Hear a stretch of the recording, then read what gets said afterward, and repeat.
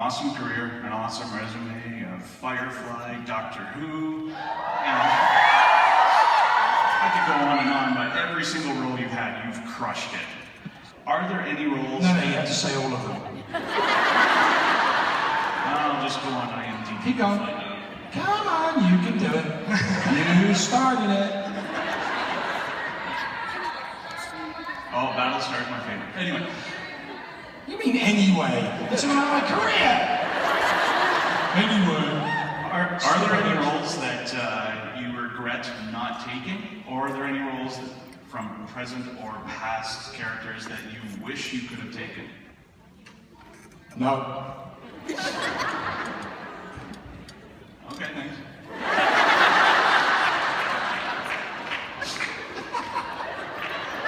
It's the funniest answer I could think of. Next question. Not yet. Okay. It's been 26 years, I doubt. What? You could. Oh, would you? Oh, okay.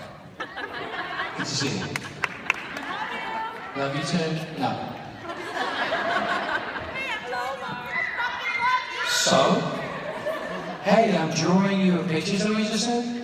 What if it's a crap picture? What do I get? What's in this for me? I can see you. Where are you going? Where's the seat? Come on. Hurry up, hurry, hurry. Oh. Obviously a Castiel fan.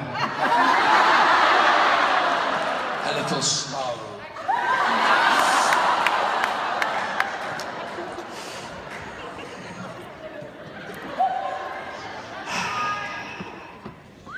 Somebody in a good shirt. What do you need?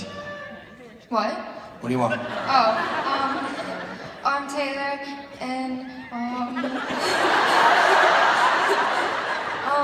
so I was wondering well, as you know, AKF has been a really important part of the supernatural, okay,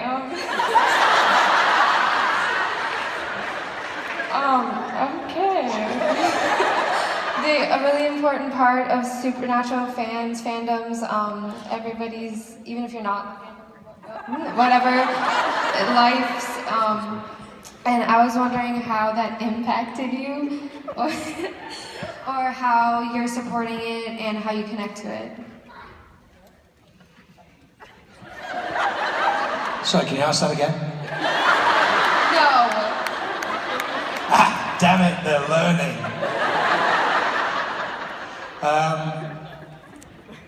How's it impacting me? All right, okay. Now onto the serious portion of our evening.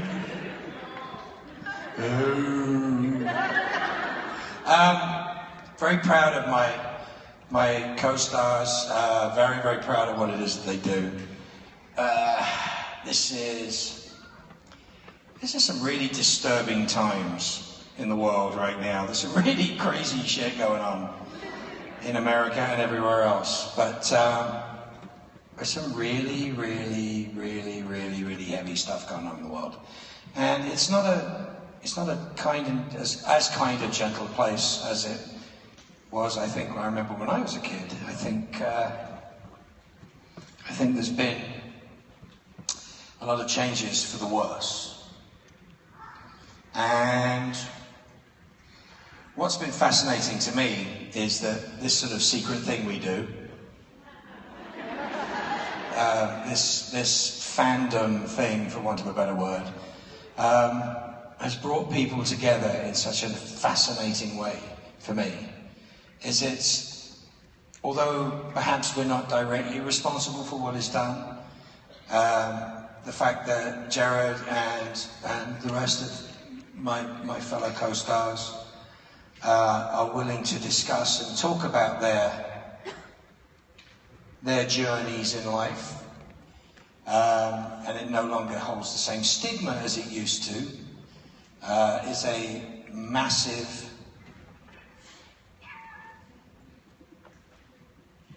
catalyst for change.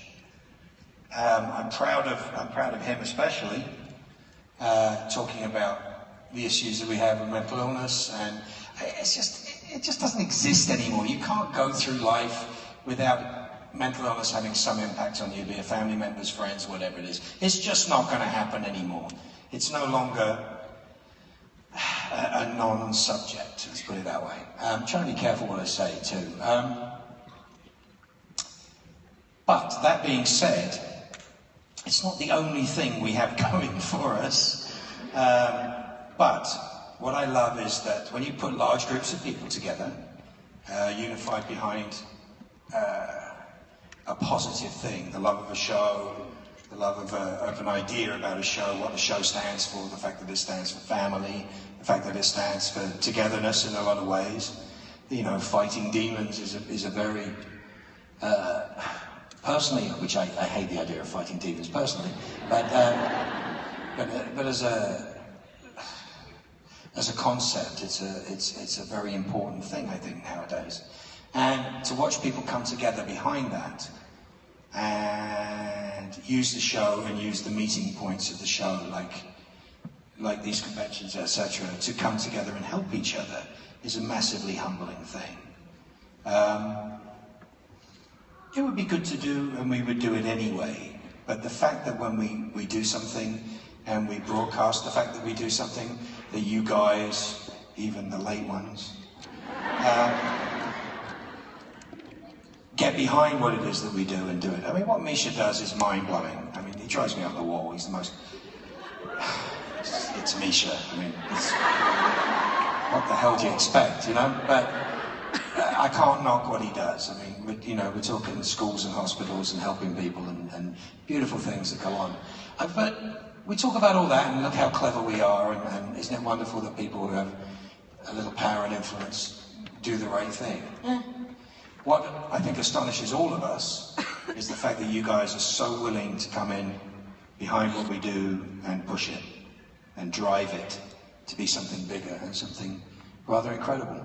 I mean, trust me, honestly, although it does help, you do not have to be suffering from any form of mental illness to be a Supernatural fan. It's not a requirement. You know, if you work with Jared and Jensen and Misha and the rest of those people, depression might actually be a consequence. But that's situational depression. We're talking about big stuff in a jovial way. I'm going to move on from this reasonably quickly, but I'm so proud of you guys because I can remember a time that being a fan was, of course, related to the word fanatic, and therefore being a fan was being looked down upon. You're somebody who is not of the norm. You're somebody that has an irrational like of something, you know? Oh, like those weird, tricky people. I remember that so much. No, I'm serious. I remember that so much as, you know, people who read comic books. Weird people who read comic books. Now, we drive television. You know, we drive the internet. We drive so much stuff. You know, we're a force.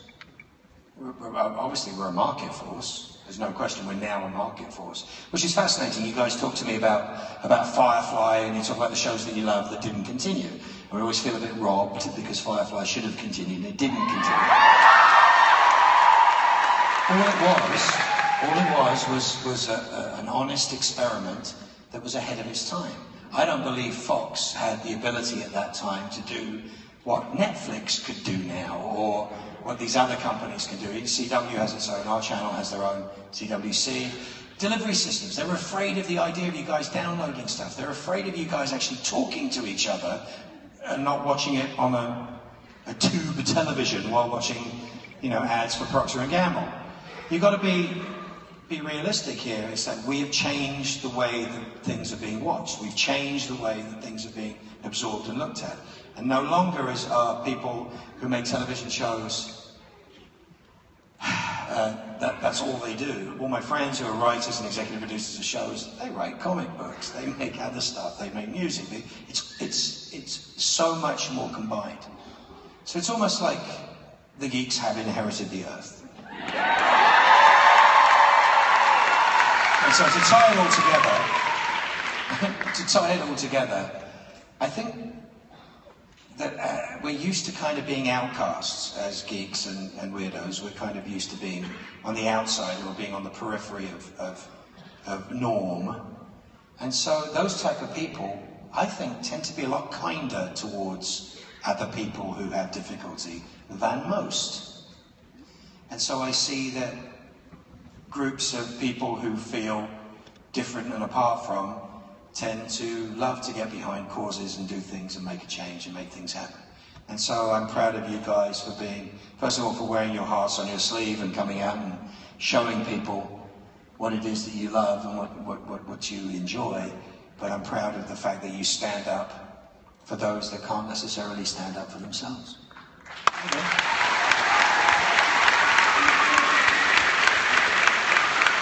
And now a song from my next album. Hi. This is the comedy record. Go on. I was wondering if this is actually a question that my best friend gave me. That if you could make any. No, sorry, I'm not going to answer that. Where is your best friend? She's down in Rochester where I live. She's really jealous that I'm here. We could really mess with her head if we really wanted to. What's the question? If you could make any cast member your own personal assistant, who would it be and why?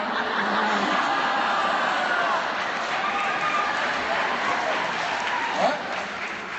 Why? Why can't I say Dean? What is messing you up so bad about the idea of me saying Dean?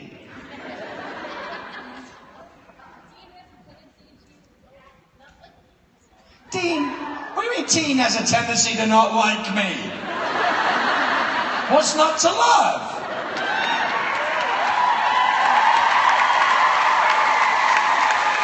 You know, we had a bromance going on there for quite a while. And like I said before, it ain't over till I say it's over. But he wouldn't be a very good assistant. He'd be too busy drinking and eating pie. It would have to be Misha. Oh, sorry, Castiel. Yes. Because he's too tall and he bumps into things. Hi. My question is, what would be your dream role or character archetype that you've always wanted to play but haven't yet been able to? Crowley. Unencumbered by mop-headed lumberjacks. And babies in trench coats. Basically, you need the Crowley show. We've had Weekend of Bobbies. Why shouldn't we have Weekend of Crowleys? That's what I say.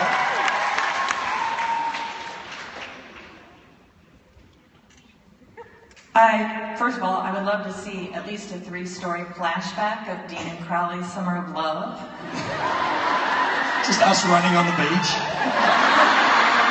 That is actually one of my favourite moments we ever had was they said, well, we need to do a photograph of you guys in a bar. And in the script it said, you know, like, beers together with Stetsons on. So the joke was obviously to make a sort of reference to the fact that Jensen comes from Texas, so it was like we'd be in a good old boy bar.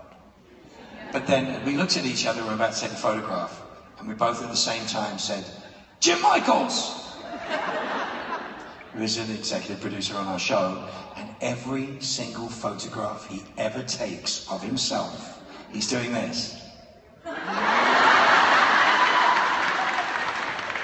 So I said, like, Jim Michaels! It was like, it was funny. So. But my question is... Don't care now. Crowley's I was so much more interesting than your question. You are, but it is about interesting characters. Crowley's I've got something for you. underneath. Hold on. Okay. I have something for you. It's a post-it. Post-it? It's a very small post-it. Okay. So write your question on there. And mail it to me. Care of Hell, North Dakota,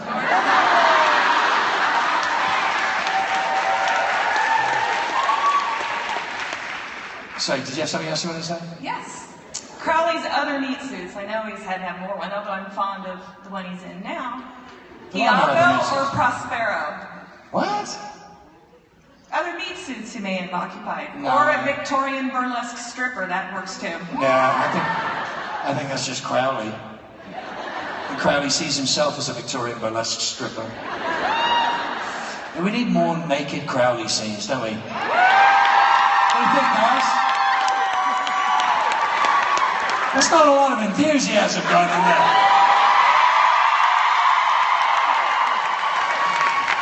Fine. What? What did you say?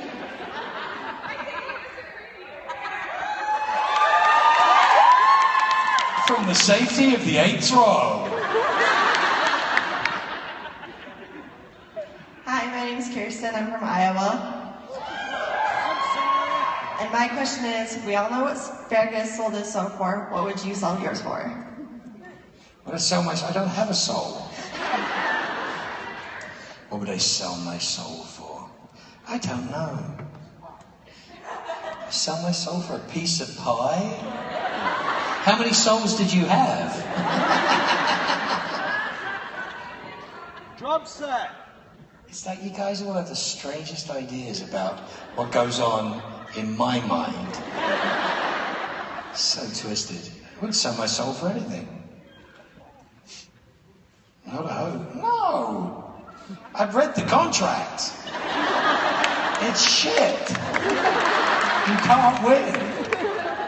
That's the con. That's the con. 10 years of fun. Yeah, really should read the fine print.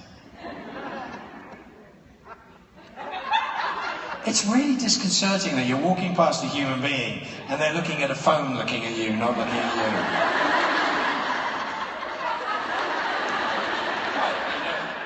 How you doing?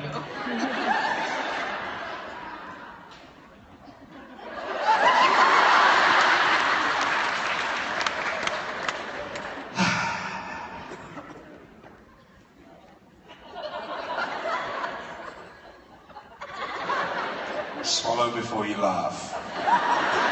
That's advice to everybody, by the way.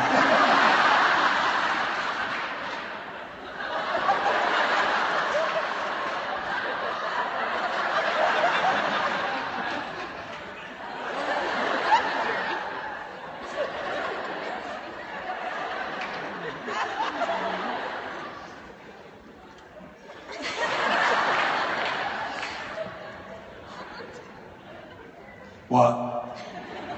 So as mentioned before, you've been on great shows like Firefly, Doctor Who, Dollhouse. So why are you mentioning it again? Because they're great shows. Okay. But whether the show is airing or not, what show or character would you want to return to and why?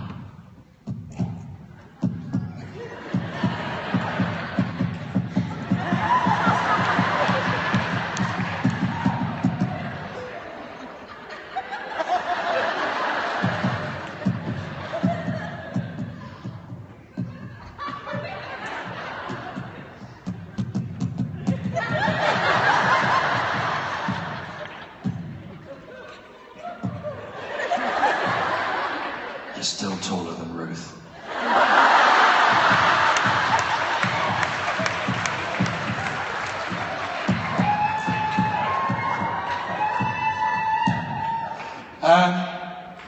I'm not going to say. I'm not going to answer that question.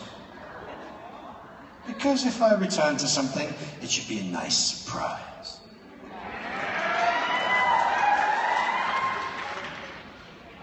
Do you realize you said that out loud? Yes! Say it again. Can I take you home with me?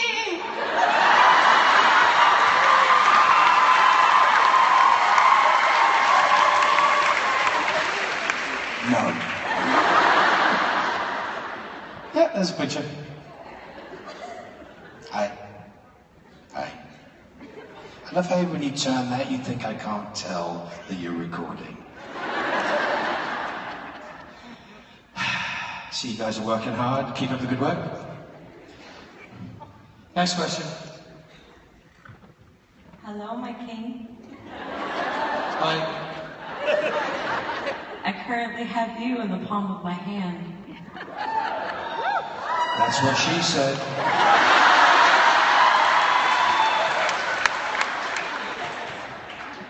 Look over here and I'll show you. If I could see that far, it'd be scary. Where are you? All right. My question is, if Sam had completed the trials, how do you think your character would act What? when he was saving you? Who? Sam. He never saved me. What do you mean, save me? Sam's never done anything. Who saved me? When? During the trials. He didn't save me. He was trying. Nah. He's not. What? So? What'd you get me for my birthday? Exactly. So I'm supposed to be impressed. What? Thank you. What? Will I run for president?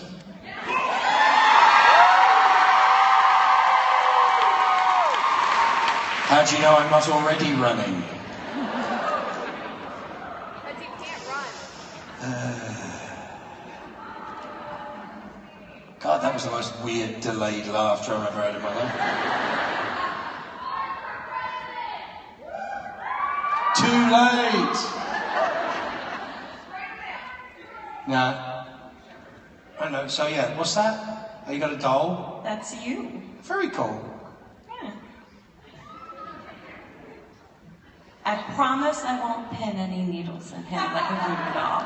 Doesn't have any effect on me, people have tried.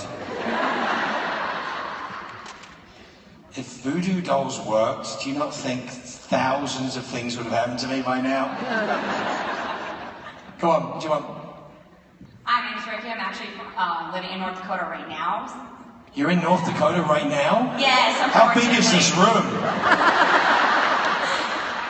Well, my husband's in the captain of the Air Force, so we moved there by assignment.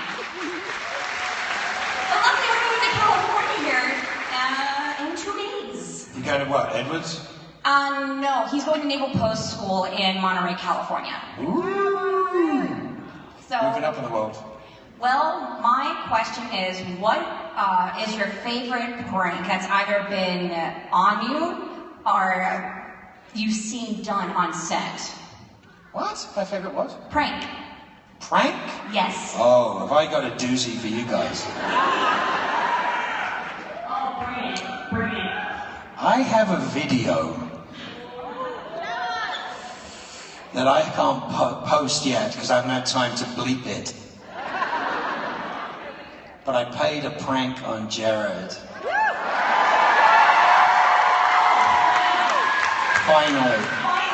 Finally I played a prank on Jared and it worked. So you have to ask him, what did I do? I will definitely try. You should do that. Yes. It was good.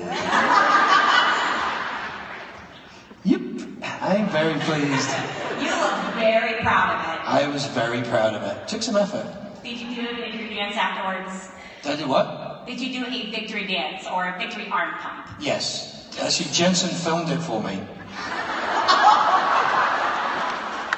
Oh, you turned against each other. Fantastic. Something like that. Hi. So in season 8, episode 23, when Sam was going through the trials and he was injecting you with the blood, and you delivered the line, "I deserve to be loved." I felt like there was so much emotion in that. I want to know what was going through your mind when you were delivering that line. Just how many people were going to get it tattooed on their arms? Just how many t-shirts that was going to end up as? No, I loved the writing in the end of season 8. It was fantastic. It was really pivotal. It's like, you know, we all deserve to be loved is a very big thing. It's a common feeling. It was an amazing time. The end of season 8 we shot in sequence, which is a rare thing to do, ever. We actually shot it in sequence, which means we shot it in the order that the scenes are written, so it developed as we went forward. So from Abaddon tied me to the chair onwards in that church, all of that stuff moved forward day by day by day. And we had 2-3 days of that. So it was incredibly intense for like 3 days. And the crew was fantastic, and everybody was just there to make sure that it was as good as it could possibly be. And it was an amazing experience, and I loved every minute of that. That being said, I also loved the end of season 9, which also has turned into some great tattoos. Let's go take a howl at that moon, which I love. I mean, I love that idea. I remember the director, Tom Wright, was saying, okay, well, I see you in the doorway in a silhouette. The rest of it's up to you. So it starts with me in a silhouette in the doorway and Dean on the bed, and I come in and I was looking at the chair and I was like, wow, this reminds me of the Lincoln Memorial. It's actually... So the speech is an interesting thing if you think about Lincoln. It's a really interesting speech that I give. But that's what was going through my mind at the time. And then you realise that these words afterwards have a massive impact. It's like 3 days afterwards in Australia, 3 days after it aired, there was a girl that had "Let's Go Take a Howl at That Moon" tattooed on the back of her calf. It's a beautiful tattoo. Just amazing stuff. It never ceases to surprise me that it has an impact, because it's so well written. Stuff is so well written. I don't know. Interesting to remember that stuff. I love the ends. I love the endings of our shows. Kind of cool. So what are we on now? Season 46? Close. Season 46, I'll be 39 years old. Hi. Hi. My name's Maddie, and I was at ShyCon in 2015. Now you're just boasting. And you were stayed in character during your panel. No, I and didn't. You made a baby cry. I've never stayed in character. So I was wondering That's a approximately... terrible thing to say! It's like you just don't care about anything I'm saying. You just go, you stayed in character, and you made everybody cry. You're not going to like my question then. So approximately how many babies have you made cry in your life? How many babies have I made cry in my life? Babies? Yeah. I don't make babies cry. I saw it. No, you didn't. Babies don't cry at me. You're wrong. You're lying. I like babies. Babies are fun.